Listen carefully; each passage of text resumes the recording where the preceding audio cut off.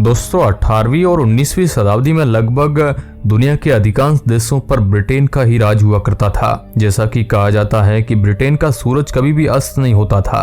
दरअसल धरती पर मौजूद 65 देशों पर ब्रिटेन का सीधा आधिपत्य था। आलम यह था कि केवल 22 देशों को छोड़कर दुनिया के अन्य सभी देशों पर किसी न किसी रूप से ब्रिटेन का ही अधिकार था। आपको ये जानकर हैरानी होगी कि आज भी तकरीबन 15 देशों पर ब्रिटेन का ही इनडायरेक्टली अधिकार है। आइए जानते हैं 15 देश कौन से हैं जिन पर आज भी ब्रिटेन की महारानी का शासन चलता है। एक छोटे से देश ब्रिटेन ने दुनिया के बड़े बड़े देशों पर कैसे कब्जा कर लिया था, फिर ऐसा क्या हो गया कि ब्रिटेन को उन सभी देशों को आजादी देनी पड़ गई थी। आज खोलते हैं इतिहास के उन नायाब पन्नों को।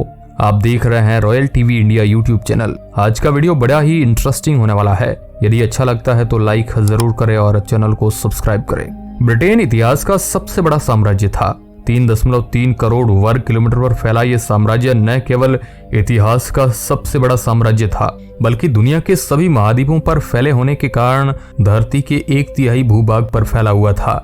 इस दौरान ब्रिटेन ने 1 शताब्दी से भी अधिक समय तक 45 करोड़ आबादी पर शासन किया था, जो कि विश्व की 1/4 आबादी थी।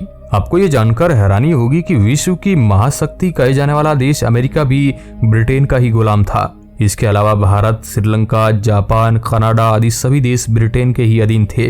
मगर ऐसा क्या हो गया कि बाद में ब्रिटेन का साम्राज्य एकदम से खत्म हो गया। लेकिन दोस्तों आपको यह जानकर और भी ताज्जुब होगा कि आज भी विश्व के बड़े बड़े 15 देश ब्रिटेन की ही महारानी के अधीन है। आइए जान लेते हैं ये 15 देश कौन कौन से हैं। Number 1, Australia. प्रशांत महासागर में स्थित इस देश की आबादी 2 करोड़ 58 लाख है। यहाँ देश विदेश से कई विद्यार्थी पढ़ने के लिए आते हैं। ब्रिटेन की महारानी एलिजाबेथ द्वितीय यहाँ की महारानी है। हालांकि ऑस्ट्रेलिया का अपना स्वतंत्र शासन तंत्र है, फिर भी 1975 में महारानी ने ऑस्ट्रेलिया के चुने हुए पीएम को हटा दिया था। Number 2, Canada. कनाडा देश उत्तरी अमेरिका महाद्वीप के उत्तर में अमेरिका के पास स्थित है। इसकी आबादी 3 करोड़ 80 लाख है। क्षेत्रफल के हिसाब से दुनिया का दूसरा सबसे बड़ा देश है। कनाडा पूर्व ब्रिटिश उपनिवेशों का संघ है। यहाँ की राष्ट्रीय अध्यक्ष ब्रिटिश महारानी है। महारानी अपने अधीन देशों के एक राज्य प्रमुख को नियुक्त करती है, जो कि केवल नाम मात्र का होता है। वास्तविक शासन तंत्र यहाँ का चुना हुआ प्रधानमंत्री ही करता है। लेकिन एक तरह से देखा जाए तो कनाडा पर भी ब्रिटेन का थोड़ा लिंक है। Number 3, Antigua and Bermuda. ये देश कैरिबियन सागर और अटलांटिक महासागर के बीच स्थित है। ये कैरिबियन क्षेत्र के सबसे समृद्ध देशों में से एक है। साल 1981 में स्वतंत्र हुए इस देश की इकोनॉमी पर्यटन पर निर्भर है। यहाँ की राष्ट्र अध्यक्षता भी ब्रिटेन की महारानी है। Number 4, Bahamas. उत्तरी अमेरिका महाद्वीप में स्थित यह देश 29 द्वीपों और 1048 छोटे मोटे टापुओं से मिलकर बना है। साल 1717 में यह देश आधिकारिक रूप से ब्रिटेन का उपनिवेश बन गया था। इसकी गिनती यहाँ पर समृद्ध देशों में होती है। साल 1973 में स्वतंत्र हो जाने के बाद भी आज भी ये ब्रिटेन महारानी के ही अधीन है। यहाँ कई समुद्री तट मौजूद है। ये एक बेहतरीन पर्यटन स्थल है। Number 5, Barbados. ये देश कैरिबियन क्षेत्र में स्थित है। इस देश की इकोनॉमी पर्यटन और चीनी निर्यात पर निर्भर है।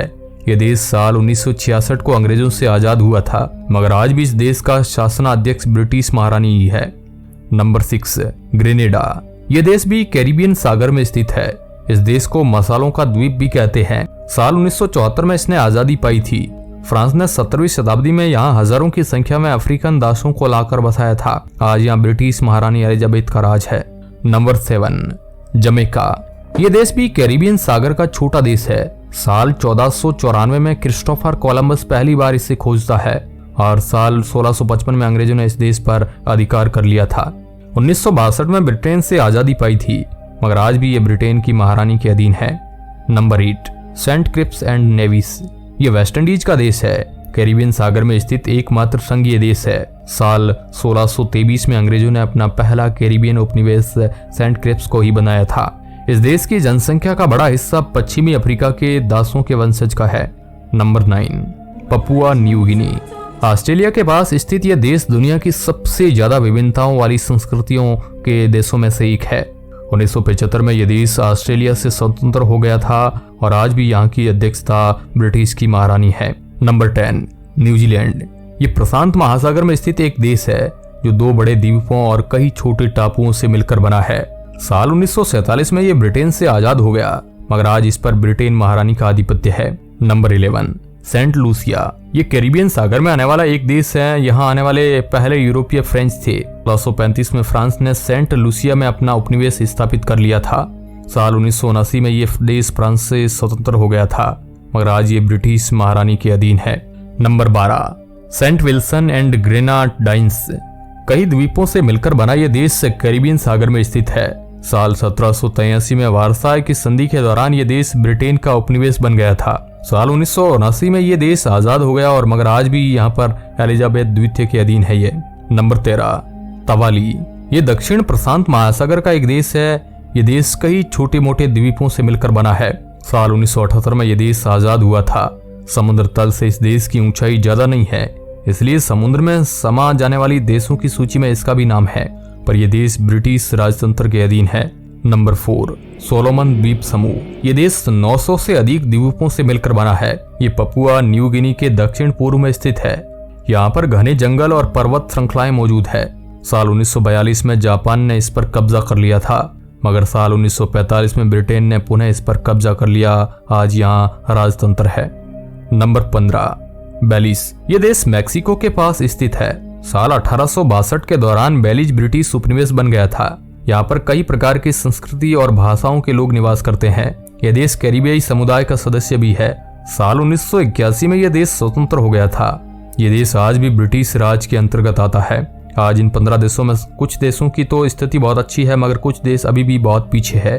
कई देशों में राजतंत्र को खत्म करके गणतंत्र होने का संघर्ष जारी है। तो दोस्तों, कैसी लगी आज की ये जानकारी कमेंट बॉक्स में हमें जरूर बताएं। और इस तरह की नॉलेजेबल वीडियो देखने के लिए आप इस चैनल को सब्सक्राइब कर सकते हैं। धन्यवाद।